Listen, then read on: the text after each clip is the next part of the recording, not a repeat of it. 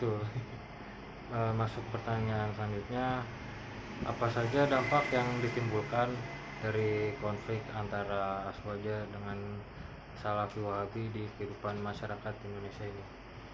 Ya, di masyarakat kita sebenarnya hampir kalau di tingkat sosial ya, Ya, di lingkungan masyarakat secara secara sosial nggak terlalu sih sebenarnya, nggak terlalu bahwa ketika dia mungkin bermusuhan cara sholatnya agak berbeda, tapi secara kemasyarakatan masih masih ini masih bersosial, nggak terlalu sih sebenarnya, baik yang Ahlussunnah wal Jamaah maupun yang Salafi Wahabi. Tapi dengan catatan itu kalau di area perkomplekan perumahan. iya. Tapi kalau di area pinggiran itu bisa jadi bisa diusir atau tidak diterima orang yang udah terindikasi, oh ini Salafi, Ya. Wahabi, ini nggak boleh masuk ke musola kita. Begitu juga dengan orang yang terindikasi mungkin, wah ini Ahlussunnah ini agak menyimpang nih ibadahnya nih. Biasanya dia suka penggunaan toanya terlalu over. Malam-malam belum waktunya sudah mulai persiapan azannya dengan ngajinya yang kenceng-kenceng seperti itu. Ya, di perkotaan masih ada toleransi, masih banyak.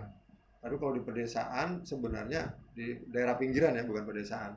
Karena kalau di pedesaan sekali, bahkan kalau udah ada satu ya sudah, itu yang lain nggak bisa masuk gitu. Ya, betul. Ditolak gitu. Masing-masing punya sudut pandang sendiri ya. Ya, punya sudut pandang sendiri yang memang sudah saling menajam sebenarnya. Bahkan saling cenderung tahu sama tahu sebenarnya. Tahu sama tahu. Dia itu kelompok ini punya senjata yang selalu dia tuduhkan ke yang lainnya ini. Nah, kelompok ini punya senjata yang selalu bisa mengkanter atau menuduh yang lain dengan ini. Ya, gitu. Karena dianggapnya kalau yang bukan Ahlussunnah wal Jamaah dianggap ini tidak nasionalis, karena dia kan masih ya ininya sumbernya rujukannya kan ini ya Timur Tengah, Arab Saudi terutama. Ya, sementara kalau yang Ahlussunnah wal Jamaah itu orang-orang sekitar situ juga bisa dijadikan rujukan, bisa dijadikan sumber, bisa boleh ya istilahnya masih bisa mau menjadikan dia ustadz, imam di kompleknya gitu. Nah ini. Tapi kalau yang dari Salafi Wahabi, itu seperti orang udah didaftar. Pokoknya bukan yang ini akidahnya menyimpang. Dia akidahnya menyimpang. Hanya karena mungkin dia kalau berdoa mungkin subuhnya pakai kunut umpamanya. Dianggap sudah menyimpang. Makanya dua perbedaan ini yang kayaknya sampai kapanpun nggak bakal ketemu.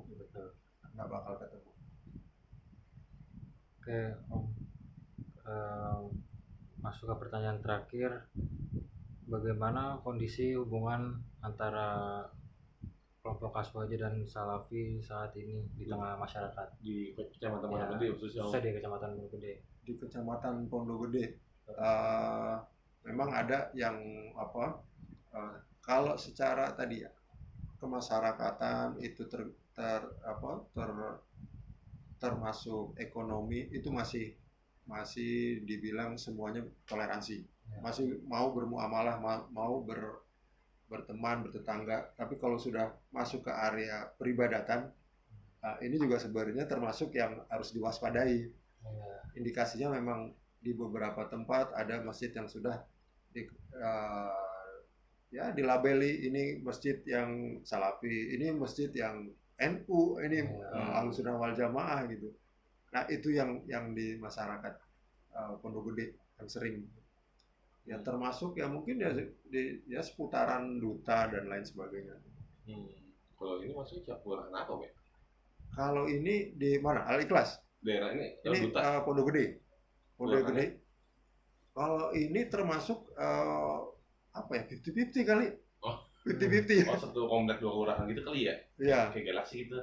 Iya, jadi maksudnya dari yang pemahaman Ahlussunnah wal Jamaah dengan Salafi Wahabi tergolong 50-50. Tergolong 50-50. Karena di sini kan ada dua masjid ya yang agak eh, 2 masjid, 1 musola. Masjid yang besar eh, punya kajian yang diisi oleh orang-orang ahlu sunnah wal jamaah, dan juga punya kajian yang diisi oleh orang-orang salafi wahabi, termasuk juga yang di masjid yang di belakang sama punya waktu yang sama, diakomodasi oleh pengurusnya.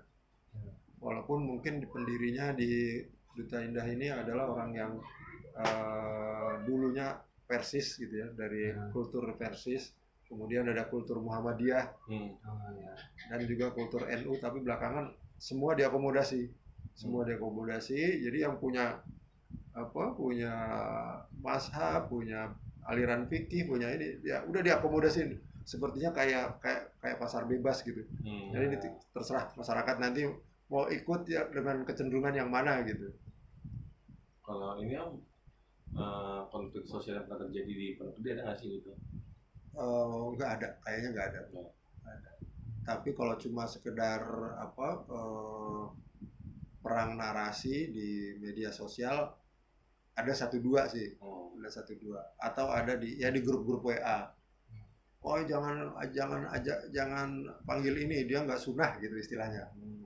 Dan itu terjadi cukup di sosial media, nggak di kehidupan nyata nggak di kehidupan.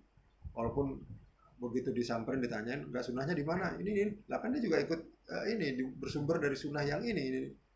Udah akhirnya bubar gitu aja. Alhamdulillahnya di sini mungkin kultur Indonesianya keluar gitu, jadi akhirnya udahlah, yang penting nafsi aja gitu. Toh juga kalau kita toh kalau kita salah, buktinya kita belum ketahuan apa kita masuk neraka apa masuk surga gitu.